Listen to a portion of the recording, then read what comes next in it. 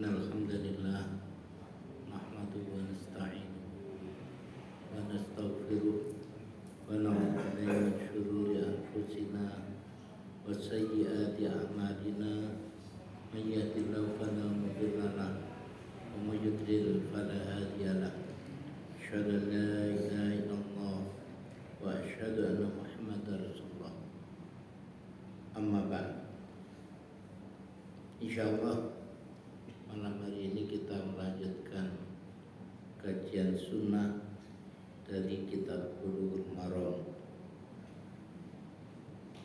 Hari ini kita mulai dari hadis 1553, yaitu An Ibnu Mas'ud qala Rasulullah sallallahu alaihi wasallam, inna mimma adrakan nasu min kalami nubuwatil ula idza lam tastahi fasna ma syi'ta, akhrajal Bukhari.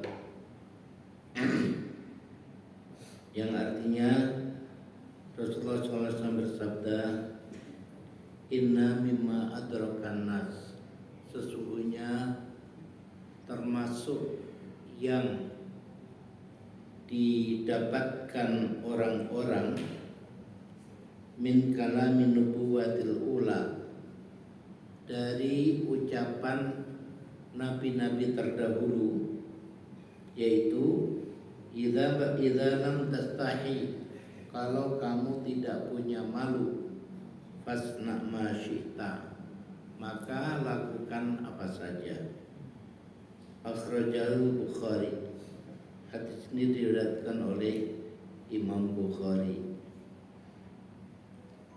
Hadis ini mengajarkan kepada kita bahwa sesungguhnya rasa malu itu merupakan rem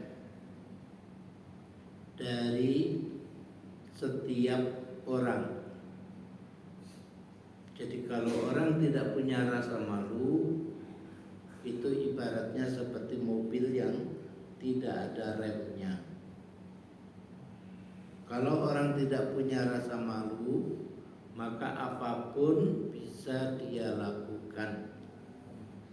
Oleh karena itu dalam hadis sebelumnya yang juga diriwayatkan oleh Imam Bukhari, Rasulullah SAW bersabda, al-haya'u minal iman, malu itu bagian daripada iman.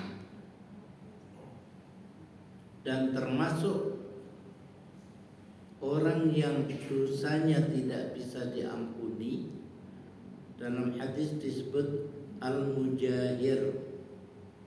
Al-mujahir itu apa? Al-mujahir adalah orang yang terang-terangan melakukan dosa besar. Contoh, ada orang beli togel, dia menang 10 juta, dia girang dan dia pun cerita kemana-mana, tadi malam saya menang 10 juta, dengan bangga. Atau pemuda-pemuda yang badung yang memperebutkan bunga desa, terus ada yang berhasil, lalu meniduri dia, kemana-mana cerita, saya sudah tidur sama dia. Ya, ini juga disebut mujahir. Mujahir itu orang yang melakukan dosa besar lalu cerita kemana-mana. Dalam aturan Islam, kalau kita bersalah kepada Allah, hendaklah kita merahasiakan kesalahan kita itu. Yang tahu hanya saya sendiri dan Allah. Jadi jangan malah disebarluaskan. Karena kalau disebarluaskan itu ya secara indirekt kita melecehkan Allah.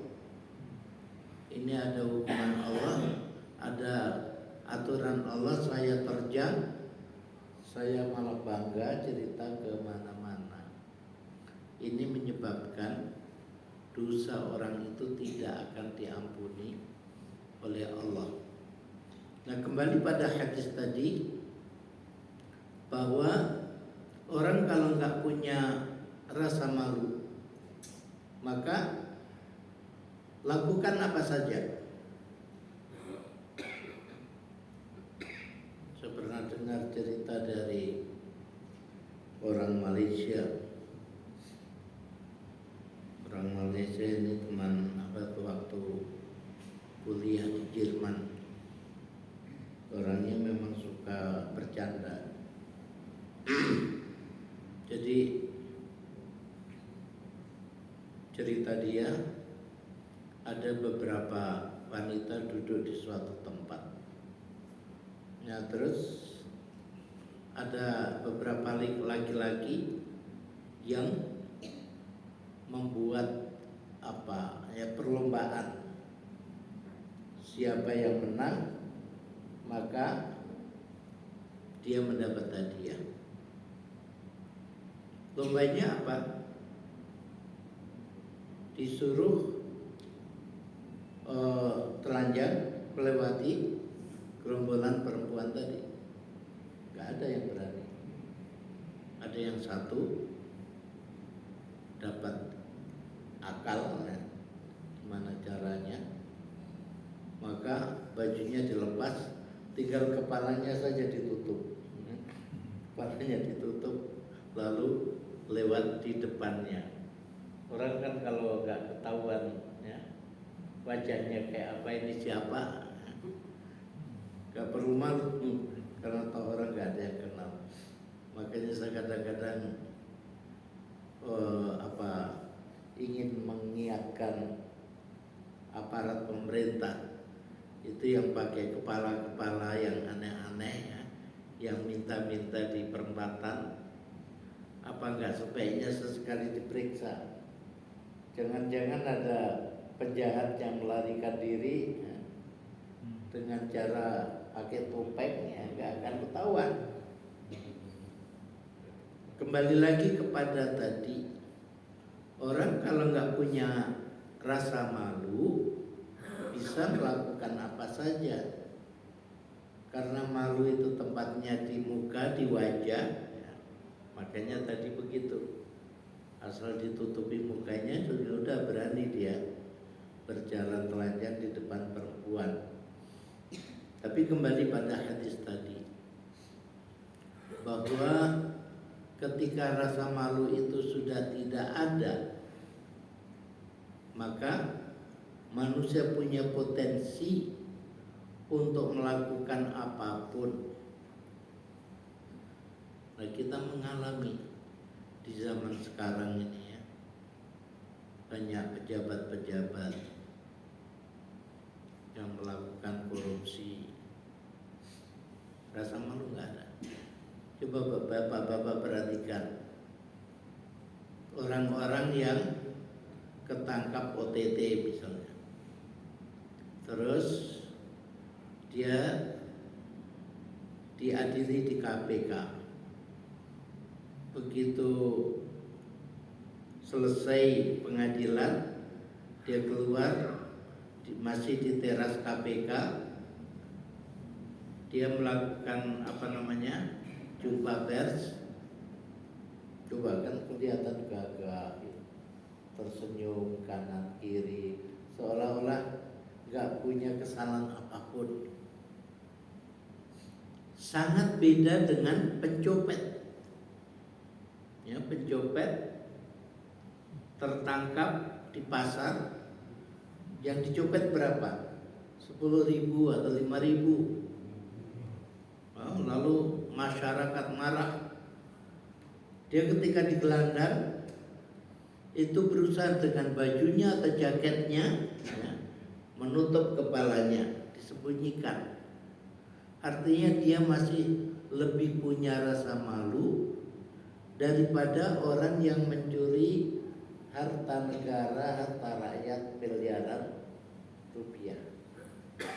Nah, orang yang dengan mudah tanpa merasa dosa mencuri harta rakyat, harta negara, maka kalau dia mau mencuri dalam jumlah yang lebih kecil, bagi dia lebih mudah. Makanya sangat bahaya ketika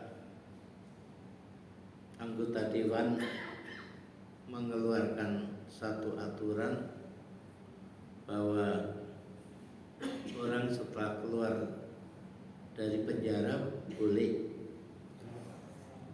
mencalonkan lagi menjadi pejabat. Masya Allah ya. Keluar penjara masih boleh mencalonkan diri menjadi pejabat. Ini rasa malunya sudah nggak ada.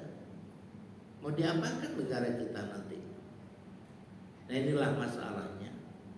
Jadi Rasulullah sudah mengingatkan jauh hari sebelumnya bahwa kalau orang rasa malunya sudah hilang, kejahatan apapun, dosa yang manapun dia bisa melakukan tanpa merasa bersalah. Nah, ini masalahnya. Hadis berikutnya, hadis 1554 dari Abi Hurairah. Rasulullah Shallallahu Alaihi Wasallam bersabda, al-mu'minul qawi khairun wa ahabbu ilallah minal mu'min ad-dha'if.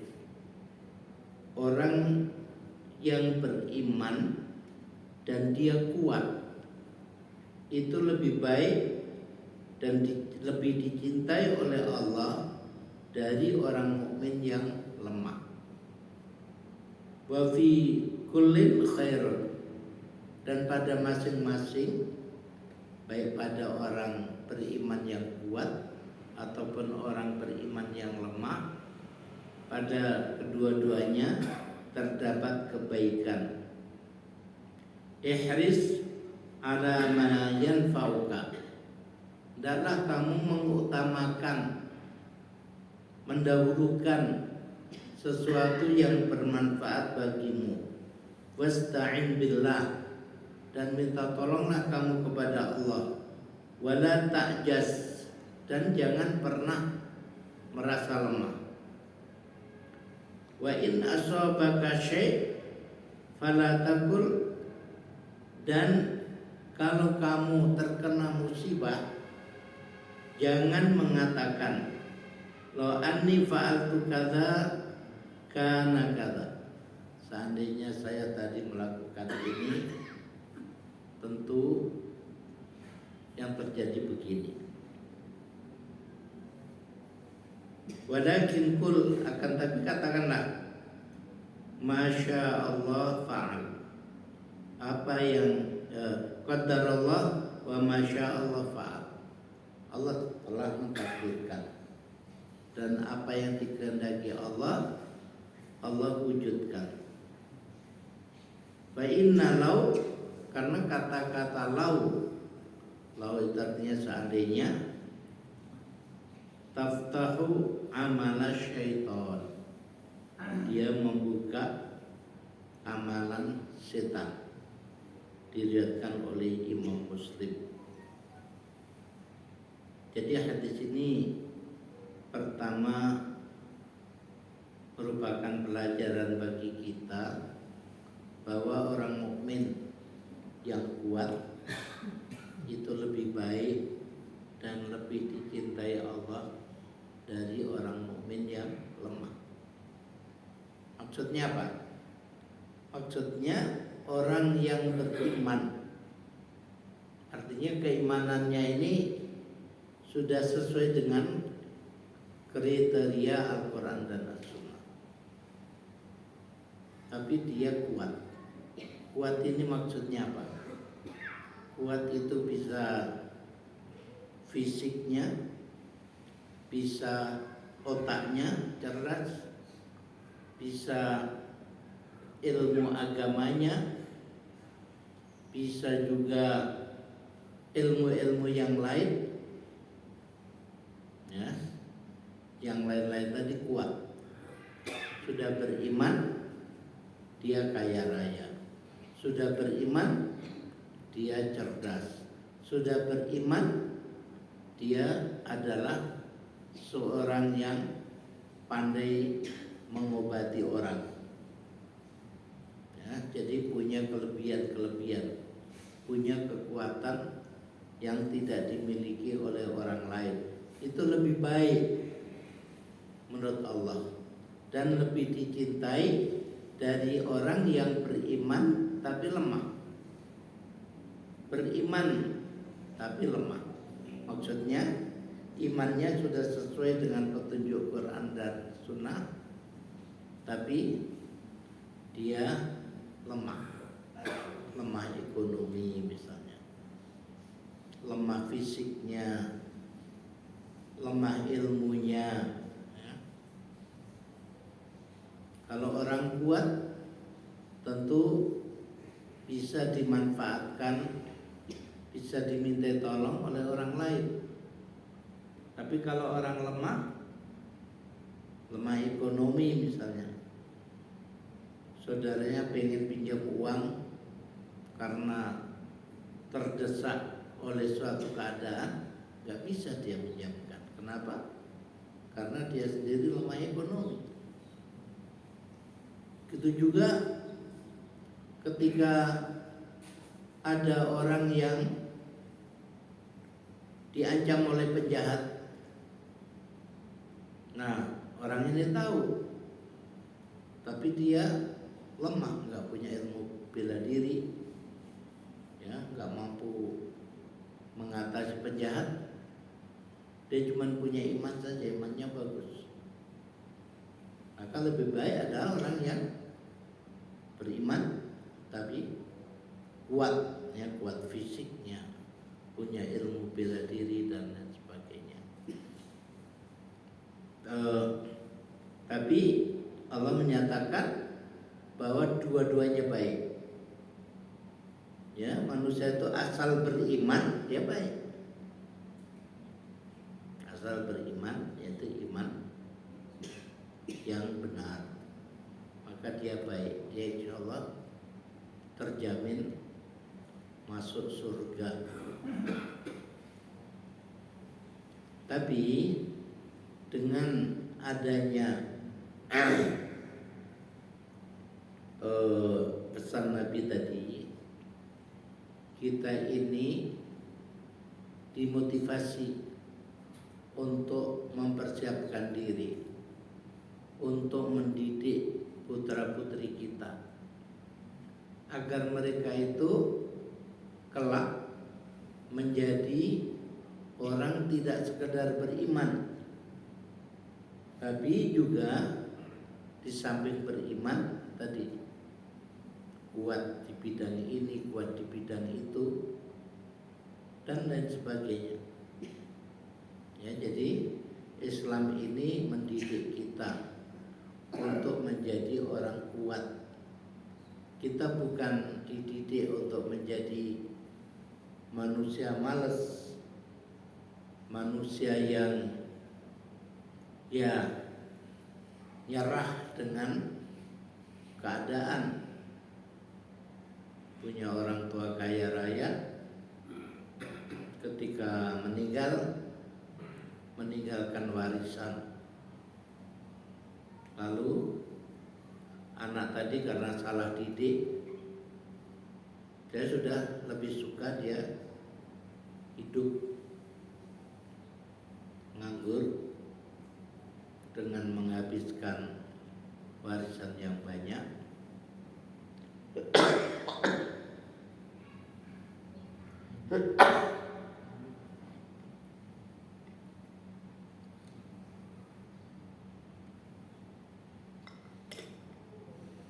Ya, jadi daripada susah-susah mencoba mengembangkan dana yang ada, lebih baik dia sudah tinggal senang-senang, foya-foya, makan dari warisan orang tua. Nah, itu salah didik. Kita harus mendidik putri kita menjadi nomor satu adalah punya iman yang kuat, iman yang benar. Nomor dua adalah kuat secara duniawi. Kuat secara duniawi ini ya bisa kita melihat bakatnya. Anak kita bakatnya kemana? Bisnis, bakatnya teknik, bakatnya jadi guru, bakatnya jadi dokter, bakatnya jadi yang lain-lain. Maka orang tua hendaklah peka melihat bakat yang ada pada anak kita masing-masing, sehingga kita bisa memberikan arahan kepada anak-anak yang laki bagaimana, yang perempuan gimana, sehingga mereka menjadi orang yang beriman tapi kuat di bidang hal-hal yang menjadi bakat bagi dirinya. Kemudian pesan berikutnya tadi, Nabi bersabda, ihris ala ma yanfa'uka. Hendaklah kamu ya ihris. Ihris itu dari kata-kata haris ya. Haris itu maknanya sebenarnya banyak. Ya, bahwa kita itu sangat punya keinginan yang kuat. Makanya termasuk sifat yang tercela ada hirs ala ad-dunya, bahwa kita punya keinginan yang kuat untuk menguasai dunia, untuk punya harta yang paling banyak, untuk punya segala sesuatu yang istimewa. Kita habiskan umur kita untuk mencari kepuasan duniawi. Nah, hirs yang begini ini adalah sesuatu yang tidak baik, rakus pada dunia. Adapun yang diperintahkan Rasul adalah ihris ala ma yanfa'uka. Hendaklah kamu sangat perhatian, sangat mencintai perkara yang bermanfaat untuk kamu. Bermanfaat itu apa? Bagi orang yang beriman, bermanfaat itu adalah dilihat dari sisi dunia dan sisi akhirat. Ya, sekarang kita ada dua tawaran. Yang ini manfaatnya dunia ada, akhirat juga ada.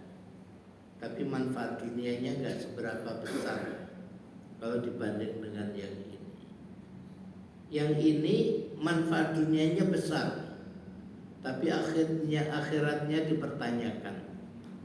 Apa iya kalau kerja di sana akhiratnya bakal selamat atau tidak? Nah, ini perkara yang harus kita pikirkan matang-matang.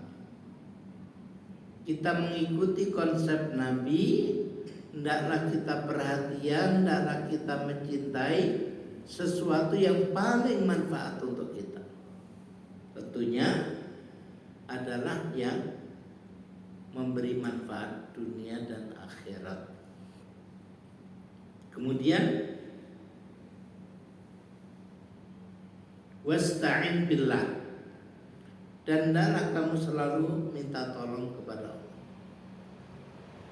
Nah, minta tolong kepada Allah ini ada perkara yang sangat penting. Karena itu setiap sholat kita kembali mengulang ikrar kita yaitu iyyaka na'budu wa iyyaka nasta'in.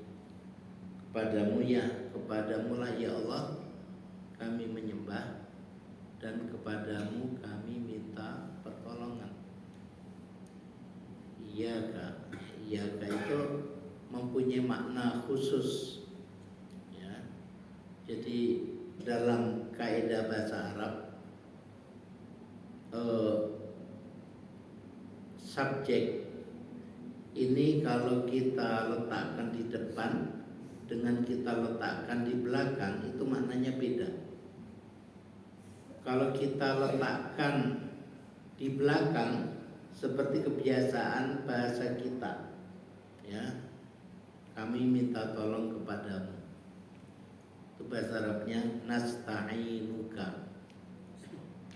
Itu maknanya beda dengan iyyaka nasta'in, ya. Kami minta tolong, pada kamu kami minta tolong. Ini dalam bahasa Arab mempunyai makna takkid, lebih menguatkan, juga menunjukkan kekhususan, bahwa khusus kepadamu sajalah ya Allah kami minta pertolongan. Nah, karena itu maka kita dididik untuk selalu minta tolong kepada Allah. Nabi mengajari kepada putrinya Fatimah dan kepada umat Islam secara umum agar kita pagi dan sore berdoa kepada Allah. Gimana isi doanya? Ya Hayyu ya Qayyum bi rahmatika astaghits aslih li sya'ni kullah wa la takilni ila nafsi tarfata ain. Ya Hayyu ya Qayyum, wahai yang maha hidup, wahai yang maha berdiri sendiri.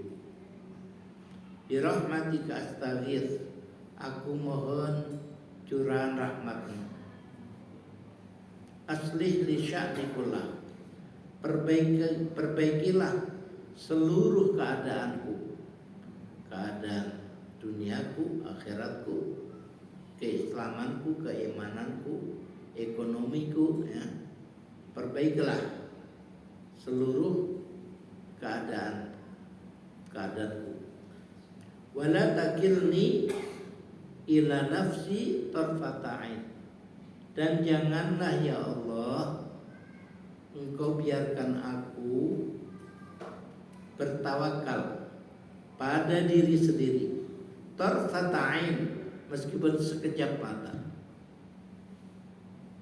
Ya, doa ini kelihatannya sederhana, tapi sesungguhnya mempunyai ajaran yang sangat dahsyat, bahwa kita ini hanya boleh tawakal kepada Allah, gak boleh tawakal pada diri sendiri meskipun tarfata ain, meskipun sekejap mata. Tawakal pada diri sendiri itu apa? Misalnya kita punya anak, alhamdulillah cerdas, hidupnya santai, tapi nanti asal ulangan nilainya paling bagus. Terus pas ujian akhir kita anjurkan, wahai nak, belajarlah kamu dan sholatlah tahajud, minta tolong kepada Allah supaya kamu lancar dalam mengerjakan ujian akhir. Nah, jangan sampai anak kita itu menolak karena sudah terlalu pede. Setiap ulangan dia kerjakan dengan santai dan dia buktinya nilainya terbaik. Jadi dia sadar bahwa otaknya memang cerdas. Karena otaknya cerdas, gak usah minta tolong kepada Allah juga lulus. Ini yang tidak dibenarkan. Atau kita sebagai jagoan berbagai ilmu bela diri kita kuasai. Terus ketika kampung lagi tidak aman, diteror oleh penjahat, tengah malam kita keluar rumah tanpa senjata, tanpa berdoa, karena merasa bahwa penjahat yang manapun bisa diatasi. Ini namanya tawakal pada diri sendiri. Itu kita tidak dibenarkan meskipun hanya tarfata ain, ya, meskipun hanya sekejap mata. Makanya dalam urusan apapun menjadi kewajiban kita untuk selalu minta tolong kepada Allah.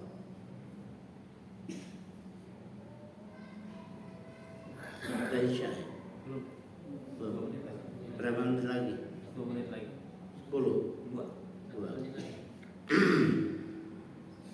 Ya, dan minta tolong kepada Allah, wala ta'jaz. Jangan merasa lemah.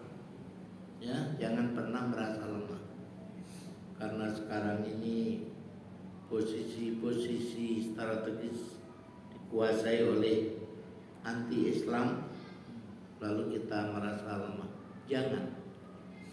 Ya. Kenapa? Ya, meskipun kita tidak punya senjata, nggak punya ini, nggak punya itu, meskipun kita punya masalah yang besar, tapi Tuhan kita ada Maha Besar. Ya, apapun dengan pertolongan Allah bisa kita atasi. Jadi nggak ada alasan untuk menjadikan diri lemah, sudah pasrah pada keadaan. Wa in asabaka syai', dan kalau tertimpa musibah, fala takul, jangan berkata la anni fa'altu kadza kana kadza wa kadza.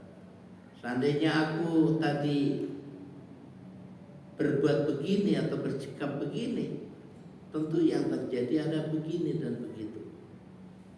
Ya, jadi ini yang tidak diizinkan. Misalnya kita mau ke Bali, ya kita ini tuh ya, break dulu tuh azan.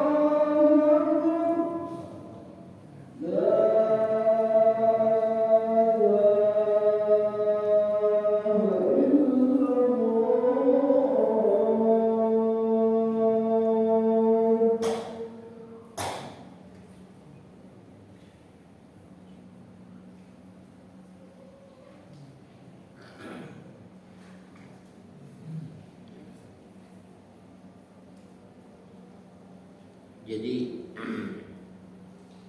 dalam pesannya tadi Nabi Muhammad SAW bersabda, kalau kamu tertimpa musibah, jangan kamu pernah mengatakan seandainya kamu tadi begini, niscaya begitu.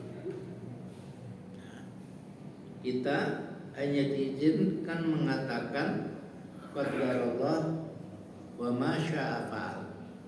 Allah sudah mentakdirkan, dan apa yang Allah inginkan pasti direalisasikan. Ya, jadi kita dilarang mengatakan seandainya begini pasti begitu.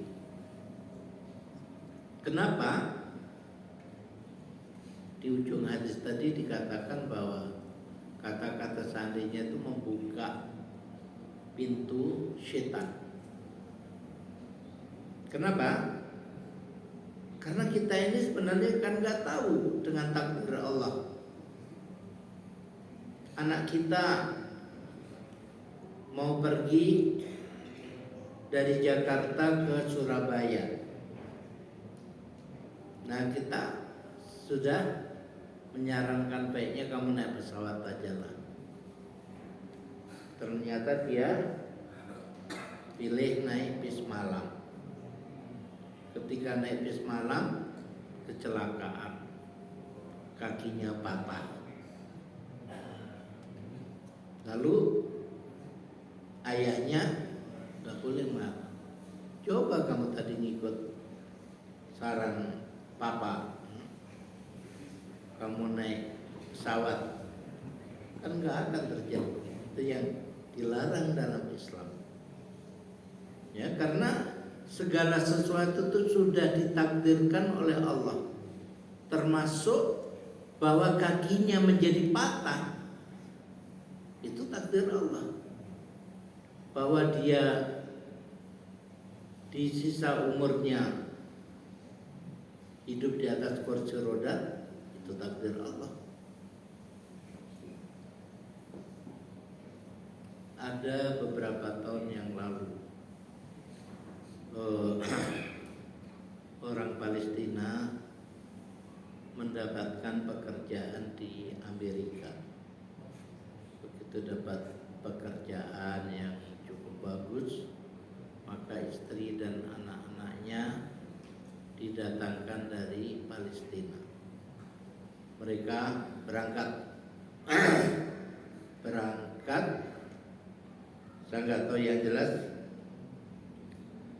harus ke airport yang besar atau mana lupa saya. Nah, nanti dari situ transit menuju kota di mana ayahnya bekerja. Nah, ketika dari kota besar menuju kota tempat kerjanya ayahnya, anaknya yang kecil itu diperintahkan untuk membuka jilbab. Gak mau. Terus dicoba oleh pegawai-pegawai airport atau maskapai penerbangan yang menangani perjalanan itu. Tetap saja gak mau.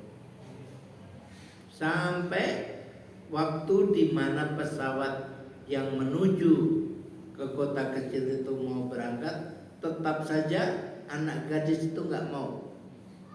Akhirnya terlambat. Jadi dia, ibunya dan saudara-saudaranya ya, ditinggalkan oleh pesawat dan naik pesawat berikutnya. Untuk pesawat berikutnya pegawai maskapai yang sudah lebih lunak akhirnya diizinkan untuk pakai jilbab. Terbanglah mereka. Begitu terbang, jaraknya tak berapa gitu, Masya Allah. Pesawat yang berangkat duluan itu jatuh, semua penumpangnya mati. Jadi anak gadis bersama ibunya, saudara-saudara kandungnya jadi selamat gara-gara si gadis kecil ini mempertahankan jilbabnya. Nah, ini ada takdir Allah. Allah ingin menyelamatkan mereka ini ya dengan cara yang di luar perhitungan manusia. Dan dengan cara begitu mereka selamat. Makanya kita nggak dibenarkan untuk mengatakan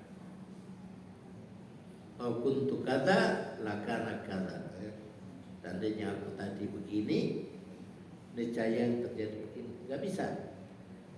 Kita semua tidak tahu takdir Allah dan tidak tahu apa yang ada di balik setiap peristiwa. Nah, jadi yang disunahkan mengucapkan qadarullah wa ma syaa fa'al. Nah, itu kalau kita melihat orang kecelakaan, ini sebenarnya perlu dihafal ya, Bapak-bapak. Coba saya bacakan, diikuti. Ya, kita ikuti. Qadarullah wa ma syaa fa'al. Qadarullah wa ma syaa fa'al. Qadarullah wa ma syaa fa'al.